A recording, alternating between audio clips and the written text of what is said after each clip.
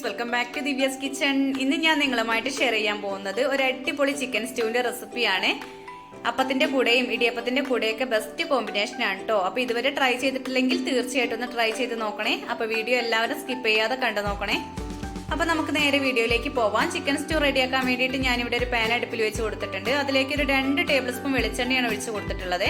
വെളിച്ചെണ്ണ നന്നായിട്ട് ചൂടായി വരുമ്പോൾ സ്പൈസസ് ആയിട്ട് 2 കഷ്ണം പട്ട, 3 ഏലക്കായ, 2 കഷ്ണം ഗ്രാമ്പൂ ഒക്കെ ചേർത്ത് കൊടുക്കുന്നുണ്ട്. അതൊന്ന് പതുക്കെ റോസ്റ്റ് ആയി വരുമ്പോൾ ഇതിലേക്ക് ഒരു 6 അല്ലി വെളുത്തുള്ളിയും ചെറിയൊരു കഷ്ണം ഇഞ്ചിയും കൂടിയും കട്ട് ചെയ്ത് ചേർത്ത് കൊടുക്കുന്നുണ്ട്. കട്ട് ചെയ്ത് ചേർക്കുമ്പോഴാണ് ഈ ഒരു സ്റ്റൂവിന് നല്ലൊരു ടേസ്റ്റ് ഉള്ളത് കേട്ടോ.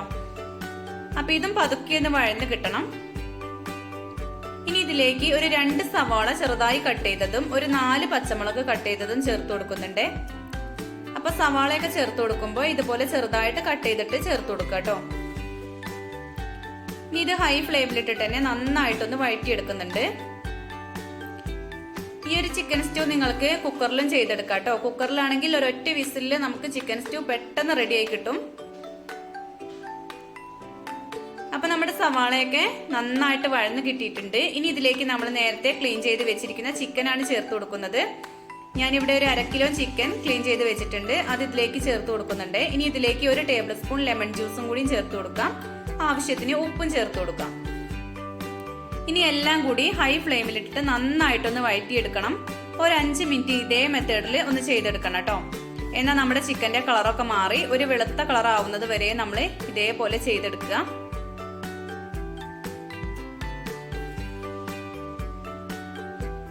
അപ്പൊ ഏകദേശം ഒരു 5 മിനിറ്റിന് ശേഷം എന്റെ ചിക്കനൊക്കെ ഇവിടെ നന്നായിട്ട് വെളുത്ത് കിട്ടിയിട്ടുണ്ട്. കണ്ടില്ലേ, ഈ ഒരു കളർ ആയിരിക്കുമ്പോഴാണ് നമ്മൾ ഇതിലേക്ക് ബാക്കിയുള്ള ചേരുവകളൊക്കെ ചേർത്ത് കൊടുക്കുന്നുണ്ട്. ഇനി ഇതിലേക്ക് വലിയൊരു ഉരുളക്കിഴങ്ങ് തൊലിയൊക്കെ കളഞ്ഞ് ഇതുപോലെ കട്ട് ചെയ്ത് ചേർത്ത് കൊടുക്കുന്നുണ്ട്. അതുപോലെ കുറച്ച് കറിവേപ്പിലയും. ഇനി നിങ്ങളുടെ കയ്യിൽ ക്യാരറ്റ് ഉണ്ടെങ്കിൽ അതും ചേർത്ത് കൊടുക്കാം കേട്ടോ. അപ്പൊ എല്ലാം കൂടി നന്നായിട്ടൊന്ന് മിക്സ് ചെയ്തെടുക്കുക. ഇനി ഇത് വേവിച്ചെടുക്കാൻ വേണ്ടിയിട്ട് ഞാനിവിടെ തേങ്ങയുടെ 2ാം പാലാണ് ചേർത്ത് കൊടുക്കുന്നത്. 2ാം പാലിൽ വേവിച്ചെടുക്കുമ്പോൾ നല്ലൊരു ടേസ്റ്റ് ആണ്. അപ്പൊ ഈ ഒരു സ്റ്റേജ് എല്ലാവരും സ്കിപ്പ് ചെയ്യാതെ ഇതുപോലെ തന്നെ ചെയ്യണം കേട്ടോ. തേങ്ങാപ്പാൽ തന്നെ വേവിച്ചെടുക്കുക. അപ്പൊ എല്ലാം കൂടി നന്നായിട്ടൊന്ന് മിക്സ് ചെയ്തിട്ട് അടച്ചു വെച്ചിട്ട് ഒരു മീഡിയം ഫ്ലെയിമിൽ വെച്ചിട്ട് കുക്ക് ചെയ്തെടുക്കാം കേട്ടോ. അപ്പൊ ഏകദേശം ഒരു അരമണിക്കൂറിന് ശേഷം ഞാനിവിടെ കറി ഒന്ന് തുറന്നു നോക്കിയിട്ടുണ്ട്. അപ്പൊ ഇതിലുള്ള ഉരുളക്കിഴങ്ങൊക്കെ ഒന്ന് ഉടച്ചു കൊടുക്കാം കേട്ടോ. എന്നാൽ നമ്മുടെ കറിക്ക് നല്ലൊരു കുറുകൽ ഉണ്ടായിരിക്കും. അപ്പൊ എല്ലാ ഉരുളക്കിഴങ്ങും ഞാൻ ഇതേപോലെ ഒന്ന് ഉടച്ചു കൊടുത്തിട്ടുണ്ട്. ഇനി ഇതില്ല ചിക്കൻ കഷ്ണം ഒന്ന് വെന്തോ നോക്കാം. അപ്പൊ നല്ല സോഫ്റ്റ് ആയിട്ട് തന്നെ വെന്ത് കിട്ടിയിട്ടുണ്ട് കേട്ടോ. നന്നായിട്ട് വെന്തിട്ടുണ്ട്. ഈ ടൈമിൽ ഇനി ഇതിലേക്ക് ഞാനിവിടെ ഒരു ടീസ്പൂൺ കുരുമുളക് പൊടിയാണ് ചേർത്ത് കൊടുക്കുന്നത്. അതുപോലെ ഒരു നുള്ള് ഗരം മസാല പൊടിയും കൂടി ചേർത്ത് കൊടുക്കുന്നുണ്ട്. കുറച്ച് മല്ലിയില. ഈ കുരുമുളക് പൊടിയും ഗരം മസാലയൊക്കെ ചേർക്കുമ്പോഴാണ് നമ്മുടെ സ്റ്റൂവിന് കറക്റ്റ് സ്മെല്ലും ടേസ്റ്റും ഒക്കെ വരുന്നത്. ഇനി ഇതിലേക്ക് 1 കപ്പ് 1ാം പാലാണ് ചേർത്ത് കൊടുക്കുന്നത്. നല്ല കട്ടിയുള്ള 1ാം പാലാണ് ചേർത്ത് കൊടുക്കുന്നത്. അപ്പൊ 1ാം പാലും കൂടി ചേർത്തിട്ട് നന്നായിട്ടൊന്ന് മിക്സ് ചെയ്യാം. 1ാം പാല് ചേർത്തതിന് ശേഷം ഒരുപാട് അങ്ങ് തിളപ്പിച്ചെടുക്കരുത് കേട്ടോ. അപ്പൊ അത് പതുക്കെ തിളയൊന്ന് വന്ന് തുടങ്ങുമ്പോൾ തന്നെ ഗ്യാസ് ഓഫ് ചെയ്ത് കൊടുക്കണേ. ഇനി ഇതിലേക്ക് നമുക്ക് ഉപ്പ് ചേർത്ത് കൊടുക്കണമെന്ന് ചെക്ക് ചെയ്ത് നോക്കാം. അപ്പൊ എൻ്റെ ഈ കറിയിൽ കുറച്ച് ഉപ്പിന്റെ കുറവുണ്ട്. അപ്പൊ ഞാൻ വീണ്ടും കുറച്ച് ഉപ്പും കൂടിയും ചേർത്ത് കൊടുക്കുകയാണ്. അപ്പൊ നമ്മുടെ കറി പതുക്കെ ഒന്ന് തിളച്ച് തുടങ്ങിയിട്ടുണ്ട് കേട്ടോ. അപ്പൊ ഞാൻ ഗ്യാസ് ഓഫ് ചെയ്തിട്ടുണ്ട്.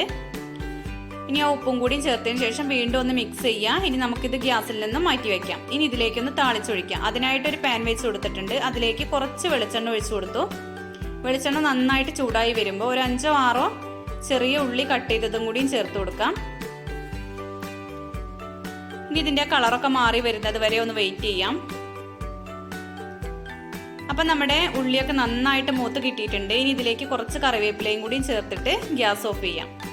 എന്നിട്ട് ഇത് നേരെ നമുക്ക് കറിയിലേക്ക് ഒഴിച്ചു കൊടുക്കാം.